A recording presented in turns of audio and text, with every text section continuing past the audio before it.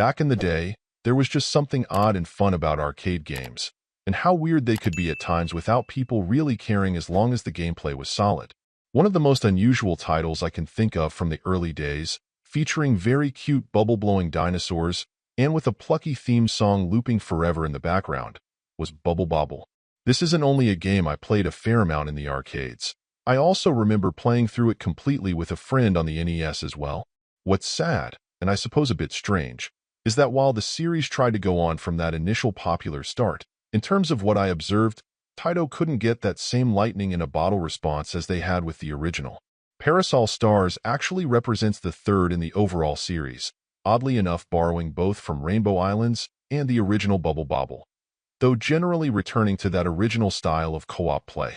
Now, many decades later, the game is available on the Switch as well. This is one of those titles I don't remember playing too much in the arcades, and returning to it now I think I understand at least some of the reason why.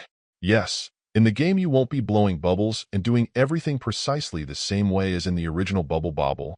You'll instead be working with a trusty multifunction parasol. The problem is that many of the differences actually feel a bit superficial, with quite a few tricks from the original making their way here as well, and that makes it feel less fun and original. An additional issue is that having played so much Bobble over the years, which I'll still excitedly play for a while every year or so, it's really competing with the original and the nostalgia people would have for it specifically, and in my mind that represents a losing battle at best. In terms of scoring it, that leaves me in an odd and somewhat tough spot. It's cheery and generally pleasant to play. It has many of the same overall beats, and in general is pretty well at anyone can play it affair in terms of difficulty once you understand some tricks you'll need as you go along. In terms of its art, there's also no question that it's cute, colorful, and easy on the eyes.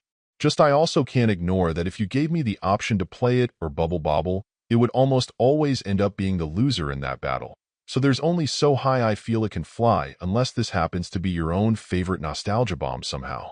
Overall, my final score for the game ended up being a 7.3. And if you're interested in picking it up, it's currently available on the Switch eShop for $9.99. Thank you for taking the time to listen to this review. And if you'd like more information or ideas of indie games worth checking out on Switch, be sure to click on the link provided in the description. Until next time.